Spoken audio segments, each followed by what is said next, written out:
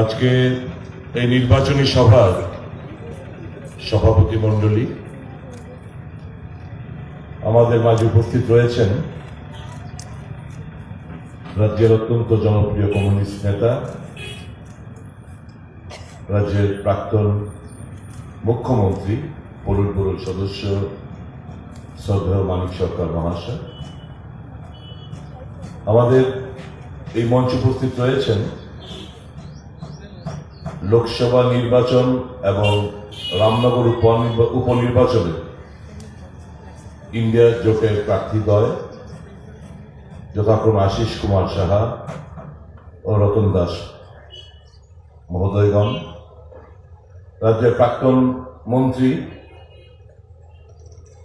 মানিক দে মহাশয়, শ্রদ্ধাস্পদ গুরুজনেরা, মায়েরা, বোনেরা, সংগ্রামী ছাত্র যুবক ভাই বন্ধুরা, সুদী এলাকার নাগরিক, জানতে পারলাম 6টা অব্দি টাইম। অধীর আগ্রহে যার বক্তব্য শোনার জন্য আমরা বসে আছি এখানে।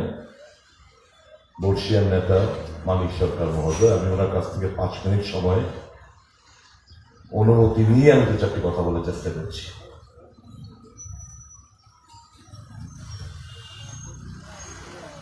এটা ভারতবর্ষের মানুষ এবং ভারতবর্ষকে বাঁচানোর নির্বাচন, গণতন্ত্র পুনরুদ্ধারের নির্বাচন, সংবিধান রক্ষার নির্বাচন। সবাই জানেন আপনাদের এটা মূল থিম। এই থিমটা লোক থেকে যে অবস্থা, বর্ডার গোলচক্কর এলাকার মানুষের যে অবস্থা, কথা বলতে পারে না, স্বাধীনভাবে মতামত প্রকাশ করতে পারে না, নির্বাচনী সভা সমিতিতে মিছিল মিটিংয়ে অংশগ্রহণ করতে পারেন না, অন্যায়ের বিরুদ্ধে প্রতিবাদ করতে পারেন না। এটা শুধু বর্ডার গোলচক্করের চিত্র ভাবলে ভুল হবে, এটা সমগ্র ত্রিপুরার চিত্র ভাবলে ভুল হবে। এই একই চিত্র সারা দেশ জুড়ে। এটা তো রমজান মাস,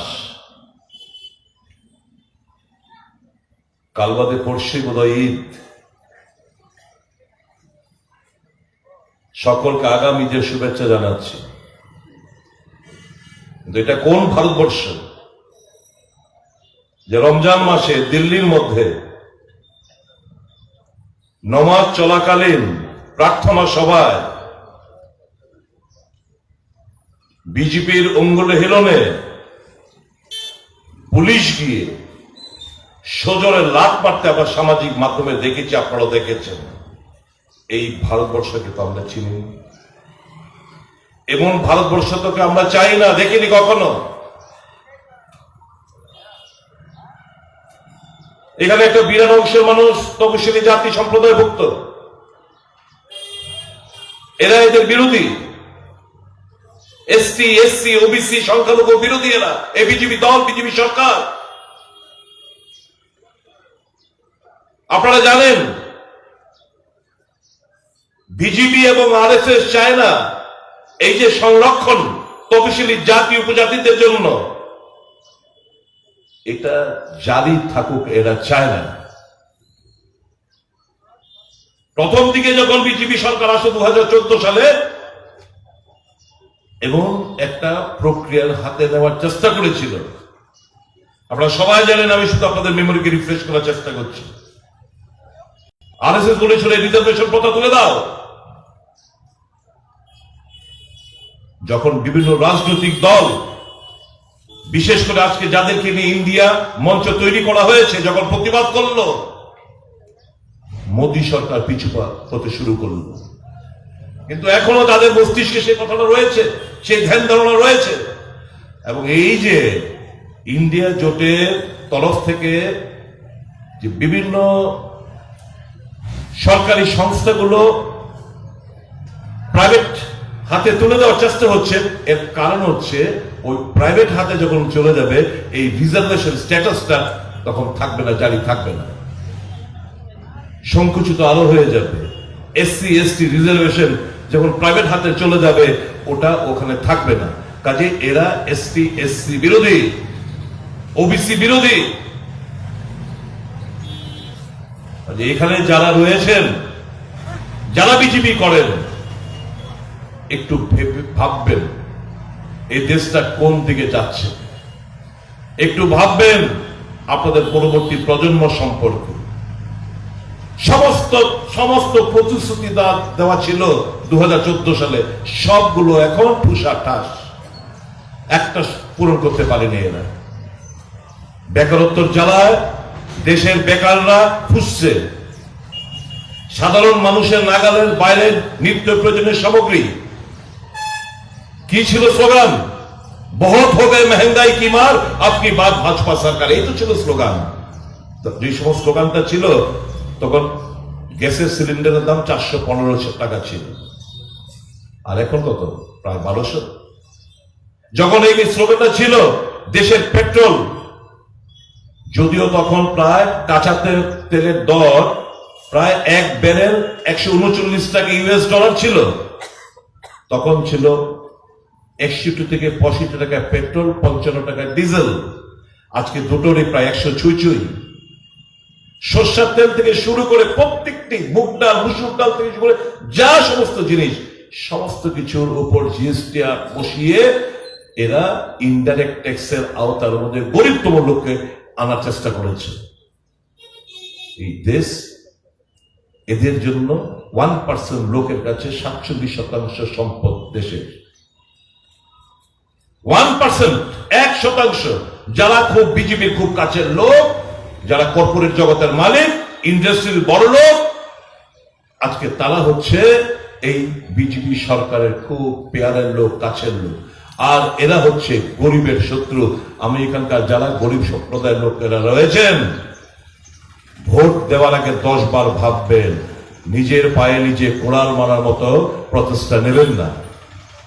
আমরা জানি কাউকে মন থেকে আপনারা এই বিজেপি দলটাকে, এই গোলচক্কর এলাকার লোক ভালোবাসেন না, আমরা জানি, শ্রদ্ধা করেন না, জাননি এদের প্রতি কোনো শ্রদ্ধা ভক্তি নেই, আমরা জানি। ভয় পাবেন না, ভয়টাকে জিততে হবে। এই যে 19 এপ্রিল নির্বাচন, সবাই একযোগে বেরিয়ে আপনারা ভোট কেন্দ্রে যাবেন, ভোট প্রদান করবেন। যদি না করেন, যদি ঐক্যবদ্ধভাবে মোকাবেলা না করেন, তাহলে কিন্তু আগামী দিন আরো কঠিনতম দিন আসছে। যারা চাইছে ওয়ান নেশন ওয়ান পোল, একটাই নির্বাচন, তারা চাইছে ওয়ান নেশন ওয়ান রিলিজন, একটাই ধর্ম, তারা চাইছে ওয়ান নেশন ওয়ান ল্যাঙ্গুয়েজ, তারা চাইছে ওয়ান নেশন ওয়ান ইউনিফর্ম, তারা চাইছে one nation one food habit. ভুলবেন না, আগামী দিন কিন্তু খুব কঠিনতম দিন আসবে যদি ভারতীয় জনতা পার্টি পুনরায় সরকার বানাতে চায়। কাজেই এই যে দেশপ্রেমী যে সংগঠনগুলো আছে, দলগুলো রয়েছে, আমরা একটা জায়গায় এসেছি সেই কারণে মানুষকে বাঁচাতে হবে, দেশটাকে বাঁচাতে হবে। রাজনৈতিক ফায়দা, ক্ষমতার লোভের জন্য না, এই দেশটাকে রক্ষা করতে হবে। জাহান্নামে যাচ্ছে এই দেশটা, তার ঐতিহ্য, তার সংস্কৃতি, তার কৃষ্টি বিসর্জন দিতে বসেছে এদের পাল্লায়। এই দেশটাকে রক্ষা করার দায়িত্ব এই দলগুলো যেমন নিয়েছে, প্রত্যেকটি নাগরিকের দায়িত্ব এগিয়ে এসে গণতান্ত্রিক পদ্ধতিতে এই সরকারটাকে উৎখাত করা। আহ্বান জানাচ্ছি, আগামী 19 তারিখ এই বর্ডার গোল চক্করের মায়েরা, বোনেরা, যুবক ভাই বন্ধুরা, অভিভাবক মন্ডলী, বুকে সাহস রেখে একযোগে বাড়ি থেকে বেরোন, ভোট প্রদান করুন, সংবিধানকে বাঁচান, গণতন্ত্রকে বাঁচান, আপনার অধিকারকে সুরক্ষিত রাখুন। এটাই আহ্বান আজকের এই মঞ্চ থেকে। এই স্বপ্ন, এই লড়াইটা সামনে রেখে আমরা লড়াইটা করছি, এই স্লোগানটাকে সামনে রেখে আমরা লড়াইটা চালিয়ে যাচ্ছি। আমার বিশ্বাস আগামী দিন এই উপনির্বাচনে 7 রামনগর বিধানসভা কেন্দ্রে যিনি প্রার্থী কমরেড রতন দাসকে কাস্তে হাতুড়ির তারকা চিহ্নে ভোট দিয়ে বিপুল ভোটে আপনারা জয়লাভ করাবেন, এবং আমাদের লোকসভা কেন্দ্রের এই কেন্দ্রের প্রার্থী সজ্জন ব্যক্তি আশিস কুমার সাহাকে হাত প্রতীক চিহ্নে ভোট দিয়ে বিপুল ভোটে আপনারা জয়যুক্ত করাবেন, এই আবেদনটুকু রেখে আপনার সকলকে আমার অনেক অনেক সংগ্রামী নমস্কার জানিয়ে আমি আলোচনা শেষ করছি। এবং যার কথা বলার জন্য আপনারা বসে রয়েছেন ওনাকে আহ্বান জানাচ্ছি, উনি এসে ওনার মূল্যবান বক্তব্যটুকু রাখুন। সবাই ভালো থাকবেন, সুস্থ থাকবেন। আগাম শুভ বাংলা নববর্ষের অনেক অনেক প্রীতি, শুভেচ্ছা, ভালোবাসা ও নমস্কার।